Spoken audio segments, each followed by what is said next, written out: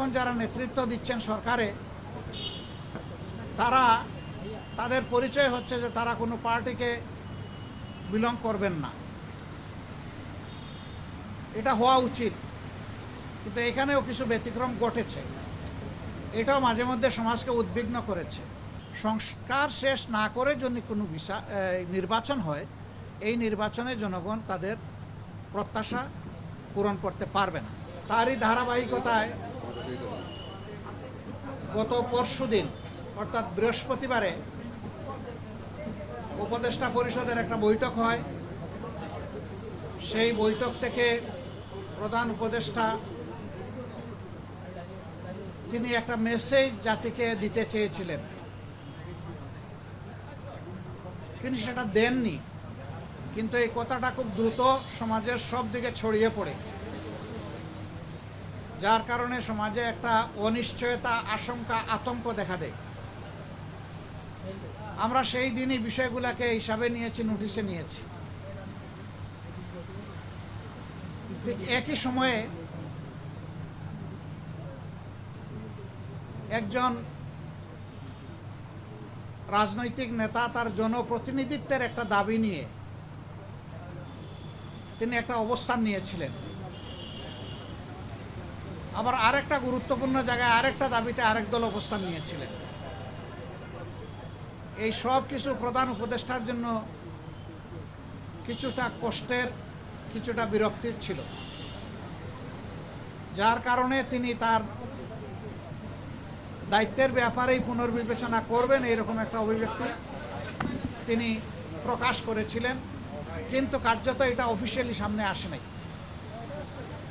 এ বিষয়ে আপনারাও আমাদের মতোই বিচলিত ছিলেন, আমরা এটা বিশ্বাস করি।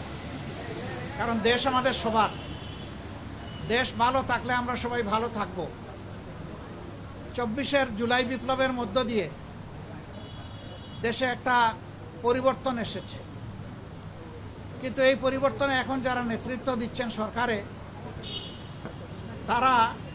তাদের পরিচয় হচ্ছে যে তারা কোনো পার্টিকে বিলং করবেন না। এটা হওয়া উচিত, কিন্তু এখানেও কিছু ব্যতিক্রম ঘটেছে। এটাও মাঝে মধ্যে সমাজকে উদ্বিগ্ন করেছে।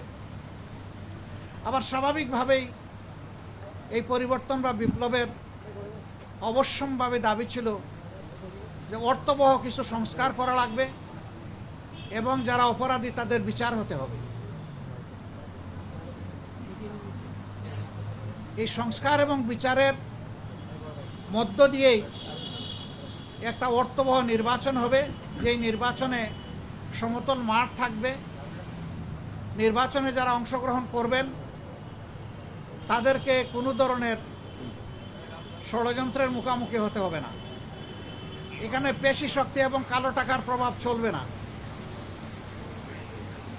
15.5 বছর মানুষ 3টা নির্বাচনে তার ভোটের অধিকার প্রয়োগ থেকে বঞ্চিত হয়েছে।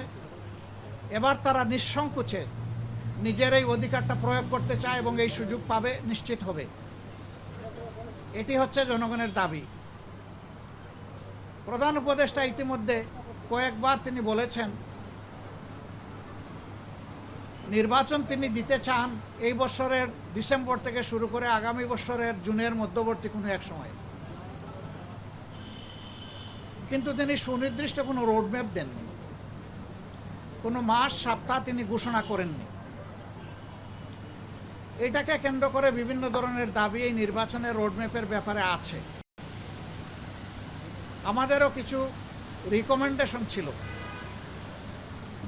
আমরা তার প্রতি সম্মান রেখেই বলেছিলাম যে দায়িত্ব আমরা সবাই মিলে তাকে দিয়েছি, তিনি চেয়ে নেননি এবং তিনি দলের পক্ষ থেকেও নির্বাচিত কোনো দায়িত্বশীল নেতা নন, বরঞ্চ তিনি জনগণের ঐক্যমতের ভিত্তিতে এই জায়গাটায় একটা গুরুবার তিনি গ্রহণ করেছেন।